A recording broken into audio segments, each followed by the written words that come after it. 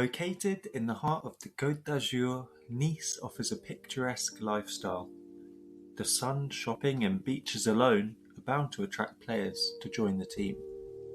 But by the end of the 2014-15 season, Les Aiglons finished 11th in Ligue 1. So why did mercurial French talent Hatem Ben Arfa join the club that very summer?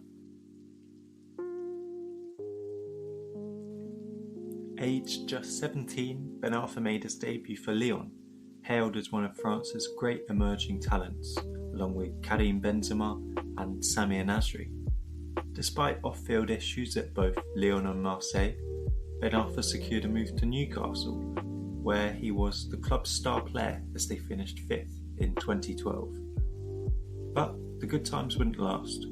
At Newcastle and then Hull, the playmaker was often left out of the team due to fitness problems or disciplinary issues.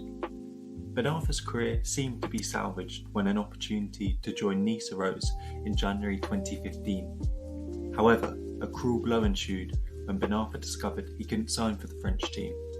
He'd already played for both Newcastle reserves and Hull that season. The next 6 months would prove to be a nightmare. I had the feeling of being locked in a dark room without a door or in an endless tunnel. I saw hell, Ben Arfa said. As a temporary escape, the Frenchman returned to Tunis in Tunisia, where his father was born, an area that young Hatem would often visit and play football. Louise Taylor of The Guardian refers to Ben Arfa's father as a cause for his son's future ill-discipline. A difficult relationship, writes Taylor, and subsequent estrangement from a demanding father only exacerbated the inner turmoil. Perhaps to overcome the hurdles that plagued his footballing career, it was necessary for Ben Arfa to visit Tunis. The light at the end of the tunnel came through his eventual move to Nice. At Nice, I found some kind of inner peace, he said.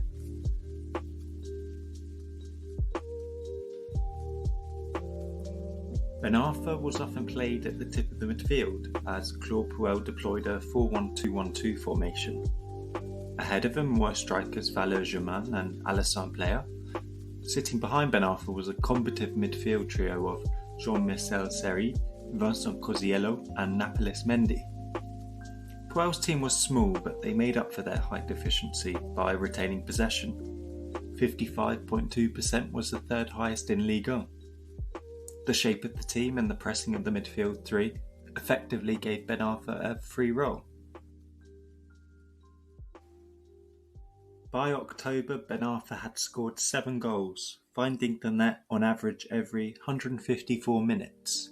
Even more impressive than his goal tally was the quality of Ben Arfa's all-round play. A performance against Saint-Etienne in September perfectly encapsulated the brilliance of Ben Arfa. His first goal, a crisp half volley from inside the box, flew into the net. That would be topped by a second. After picking up the ball in midfield, he shimmied past a scissoring challenge before sprinting past the second man. With the ball stuck to his feet like glue, he zigzagged through 2 more defenders before nutmegging the last man and slotting the ball into the bottom left corner. Almost inevitably, the good times wouldn't last. In the following months, he went on a cold patch. Subsequently, Nice's form dipped. Would Ben Arfa again be plagued by his old problems? But in January 2016, L'Équipe reported that Ben Arfa refused the winter holiday that Nice gave him. Instead, he trained by himself on fitness and physique. This change in attitude may have in part been due to the fear of a repeat of his previous 6-month turmoil, but the role of Nice manager Claude Puel in Ben Arfa's mental development was instrumental. My relationship with Claude Puel is like that of a father and son, in the sense that he wants to accompany me and wants me to progress, Ben Arfa told beIN Sports. He takes me as I am. Recently I went into his office and told him that in training I sometimes drift off. He responded, "Don't worry, I knew what I was getting when we signed you." Rather than focusing on my weaknesses, he tries to improve my strengths. Fortunately, the Frenchman was able to help the team on the pitch once more after the Christmas break, with a resurgence in form. On January the 15th, Nice trailed 1-0 to Angers, with their European qualification hopes beginning to fade. 2 Ben Arfa penalties in the final 10 minutes handed Nice the 3 points. It was the first time he had hit double figures in a league season. Nice and their star player had returned. The club in Ben Arfa ended the season strongly. Nice's number 9 would finish the season with 17 goals and 6 assists. Nice achieved a 4th place finish, qualifying for the Europa League group stage, a massive achievement for the club, who hadn't reached the group stages of a European tournament since 1976. The fairy tale wouldn't last forever. In May, Nice's chairman confirmed that Barcelona had shown an interest in Ben Arfa's services. In the end, the player joined PSG, the club he supported as a boy.